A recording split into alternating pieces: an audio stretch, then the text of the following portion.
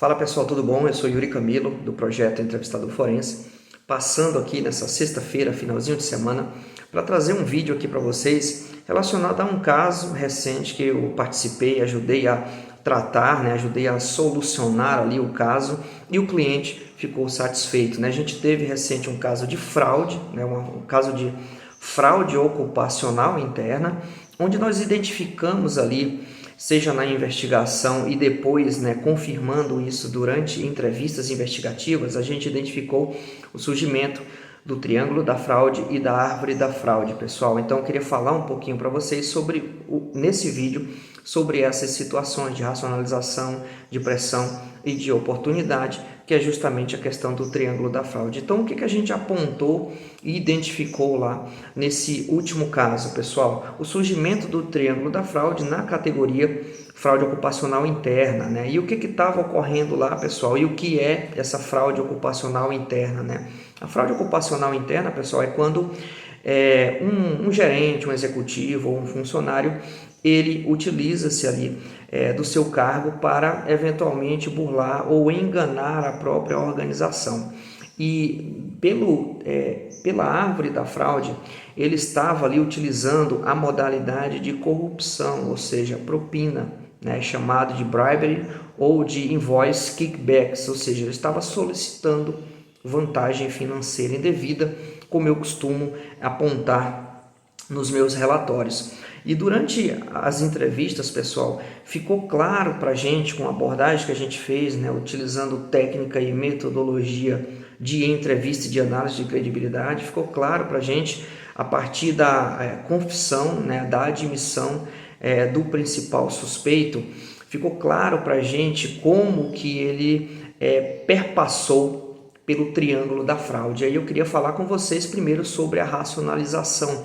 Como que ele racionalizava para construir ou para se manter no cometimento daquela fraude, pessoal? Então, ele justificava para outras pessoas, como por exemplo para a gente, para ele mesmo, essa atividade como se fosse um bico, Ele se ancorava nessa situação para trazer uma justificativa como se fosse um trabalho freelancer, como se fosse um bico, e que, em tese, entre aspas, esse trabalho de bico não estaria afetando financeiramente a empresa. Então essa foi a racionalização que ele criou. E por que foi criada essa racionalização, pessoal? Porque com um pensamento dessa natureza, por exemplo, quando não existe uma vítima de fato, ou quando não existe uma lesão financeira, nesse caso para a empresa, fica mais fácil, fica mais tranquilo para o fraudador ele agir de uma forma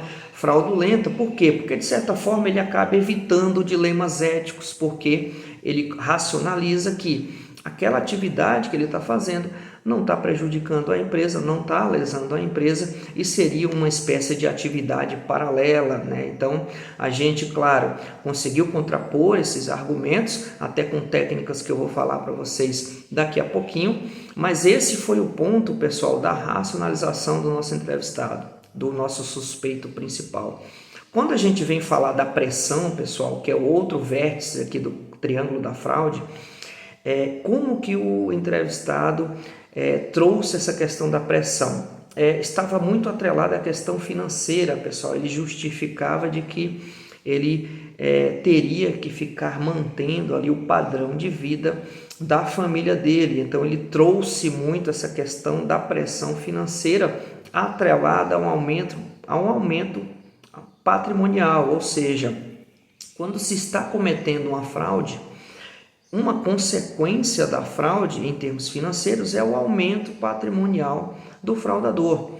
E aí ele atrelava esse aumento patrimonial ao cometimento cada vez mais da fraude, ou seja, ficou um ciclo vicioso ali. Então a gente viu que o aumento patrimonial e a questão da manutenção do padrão de vida estava muito atrelado à fraude e vice-versa. E isso virou um ciclo que o suspeito, nosso fraudador, ele não conseguia mais se desvencilhar daquela situação. E por fim, pessoal, temos a questão, o último vértice do triângulo da fraude, que é a oportunidade. A oportunidade, nesse caso específico, pessoal, ela estava muito atrelada a autonomia, ou seja, o nosso suspeito ele tinha uma profunda, né, extrema até, autonomia, que foi conquistada com a habilidade dele, por óbvio, mas ele tinha essa autonomia e essa autonomia ajudou ele a concretizar essa fraude, né? Por quê? Porque ele ficava mais tranquilo para ter a equipe na mão, para conhecer melhor os gaps da área, né? Para se blindar de eventuais questionamentos e até, pessoal, para apresentar dados, informações e até justificativas que não condiziam com a realidade, mas como ele, entre aspas, aqui era o dono, né, do cenário, ele era o dono da área, ficava muito fácil para ele apresentar, né, informações fictícias ou manipuladas para continuar mantendo ali sua conduta fraudulenta. Então, pessoal, durante a entrevista a gente conseguiu perceber até com uma abordagem em termos de perguntas abertas e fazendo contrapontos sobre o que o entrevistado iria trazendo para a gente conseguiu perceber claramente essa questão do triângulo da fraude. Yuri, que tipo de técnicas eventualmente você utilizou nessa abordagem? A gente utilizou, pessoal, a técnica SUL, o uso estratégico de evidência para contrapor alguns argumentos do entrevistado, principalmente para quebrar a racionalização e a pressão do triângulo da fraude.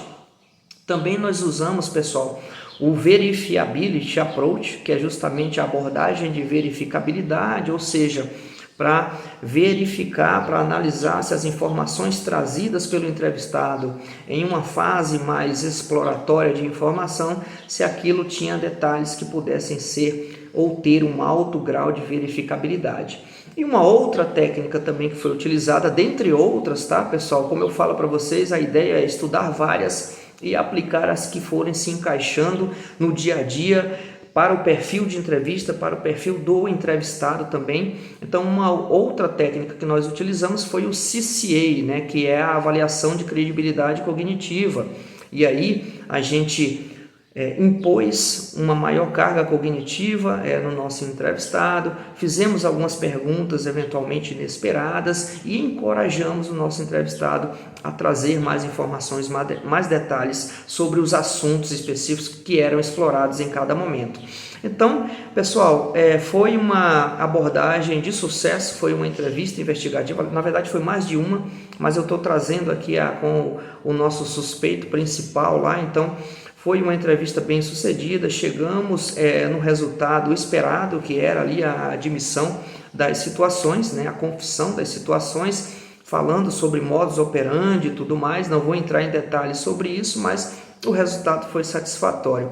Então, pessoal, o que eu queria fechar esse vídeo com vocês aqui é justamente falar de quando a gente, de certa forma, tem técnica e metodologia e tem uma gama de informações a respeito da conduta fraudulenta, a gente consegue um resultado positivo e, claro, utilizando ferramentas de análise de credibilidade, técnicas de entrevista para tentar, né, e com essa situação tivemos um resultado positivo, tentar ali nos chegar na verdade, ou pelo menos se aproximar da verdade.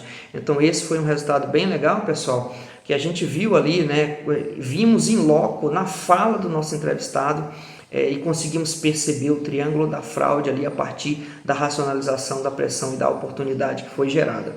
Beleza, pessoal? É isso. Eu sou o Yuri Camilo do projeto Entrevistador Forense, consultor, entrevistador, especialista em entrevistas investigativas na ICTS Protivit Brasil. Estamos à disposição, façam contato com a gente, com certeza. Como chegamos num denominador comum aqui e deixamos um cliente satisfeito, com certeza vocês, se assim precisarem do nosso apoio, do nosso auxílio, serão tratados da mesma forma também e a gente vai chegar num denominador comum com toda certeza. Beleza? Um abraço, bom final de semana, até a próxima, tchau, tchau.